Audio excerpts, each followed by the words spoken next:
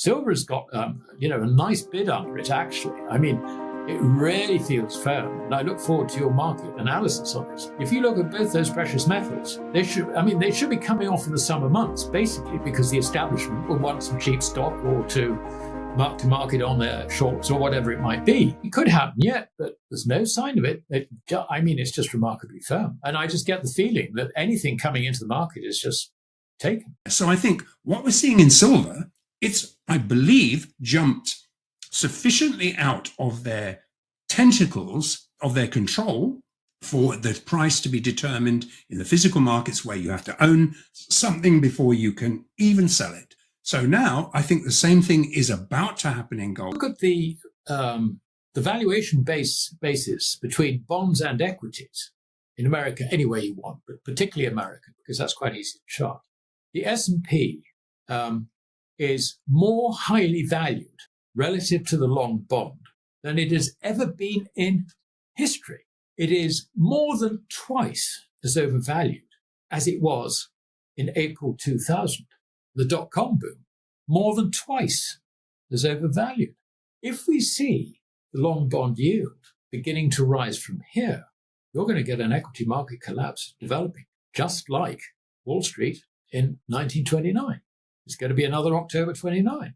Now, I don't know when it's actually going to happen because everybody is asleep at the moment. As I think we agreed before we went on camera, so many people are either watching Wimbledon or watching cricket or out on the beach or whatever in this wonderful weather. Nobody's paying any attention whatsoever.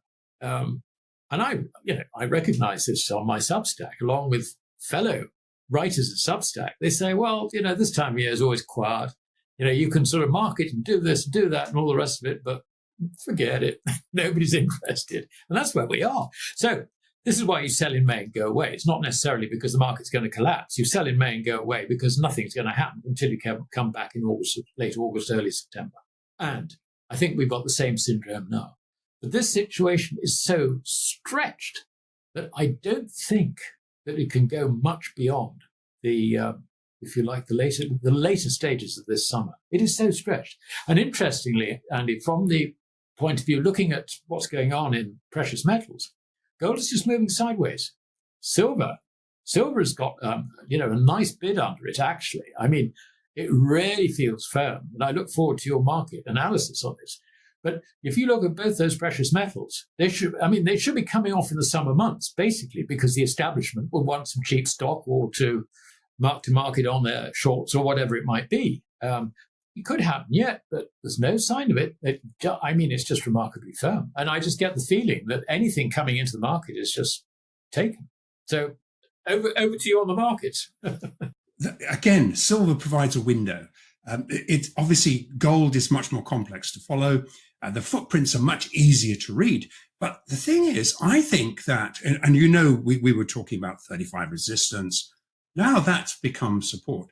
And in fact, even 36 looks like support. So why is that? And I think what it is that personally, I believe this, and we track our liquidity providers in Asia and what it's happened. I think that silver has a sufficient open interest or let's just say the sufficient COMEX open interest and LBMA open interest that has now escaped into the physical markets.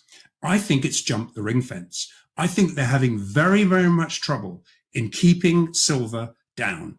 And I think it's almost, and to me now that kind of raises, you mentioned 2020. If we look at gold in 2020, we had 800,000 contracts of open interest. And I know you follow this closely. Now we're around half of that, maybe a bit over half of that. And some of that is momentum short positions. So, and yet, as you know, the gold price continues higher without that open interest. So I think what we're seeing in silver, it's, I believe, jumped sufficiently out of their tentacles, of their control, for the price to be determined in the physical markets where you have to own something before you can even sell it. So now I think the same thing is about to happen in gold. We're seeing that open interest really dwindling. We see it evaporating. Where's it going? It's not evaporating. It's a finite equation. Where is it going? It's going into the physical markets. So then you've got the unwind of leverage, hence the price increase. So I think that silver is providing the key to what we're seeing in gold, which is it is going to also exit itself from the controls of the LBMA CME, who have been sitting on that between them for 50 odd years. And I think when the physical markets are being determined somewhere else, and you can try and delay Basel III all you want in the US, all that's going to happen is you don't adhere to that. You continue to play paper games. Well, when the liquidity has flowed out into the physical markets, and they turn around and just simply say, give it to us then. And then essentially, unless the COMEX ultimately becomes equally Basel III compliant, every ounce is going to vanish. That's interesting. The other thing I did notice is that in 2023, China exported an awful lot of silver, and to my mind, was suppressing the market. And the thing that was interesting is that amongst the largest takers of this silver were places like Hong Kong, Singapore, and London, which I would regard as predominantly financial centers rather than photovoltaic manufacturers. Last year, 2024, these financial centers dropped off. There was still a sort of net export from China. I mean, there's no doubt that China, in my view, has accumulated an awful lot of silver. It's been stockpiling it over the years, so it's been controlling the market.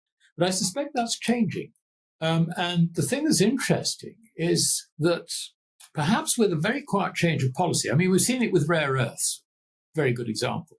But we're now finding that, silver, platinum, and so on, I mean, suddenly there's a behavior going on there, which we're not all that familiar with. Our exposure, US exposure, portfolio exposure is, square root of nothing virtually. But what it does indicate is the level of interest in Asia in gold. And it's far higher than we think. This bull market, if you like, in Asian terms, has got a long way to go yet. Because, of course, if you look at China, the alternatives are not that attractive. I mean, the banks have reduced their interest rates, so deposit rates there are a waste of time. Property is a busted flush. Stock market is not everybody's flavor. Yet household savings amount to 35% of GDP. I mean, an extraordinary level of savings. This is going into gold. And we're talking about an annual flow of over $2 trillion.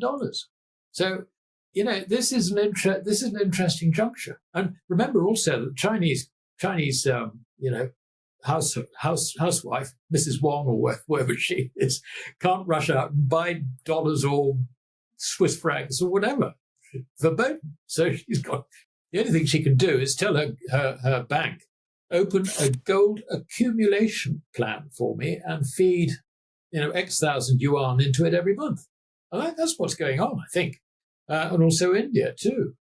That's interesting. And of course, both nations, and takes us back to silver, both nations do see silver as money, even though we've forgotten that. And central banks don't get involved with it generally. I mean, PBOC is involved with it because they have the monopoly, if you like, of acquiring and disposing of the nation's silver. But other than that, no central bank is involved with it, or they certainly don't make returns showing that they hold silver as part of their reserves. But I can just see these shortages mounting. And as far as the West is concerned, I mean, the underexposure in portfolios is really quite shocking. I mean, you would normally expect in a balanced portfolio to see some mining stocks all similar, representing gold, silver, maybe platinum, or things like that, and maybe copper as well. But nobody's been interested for so long. And with respect to gold, I calculated that all over the world, if you look at, I think we've got something like $300 trillion worth of portfolios. How much gold is in them? It's less than 0.5%. Partly because gold itself is not a regulated asset, and therefore your compliance officer jumps down in your neck if you try and buy any. But, they're not yet really piling into ETFs, which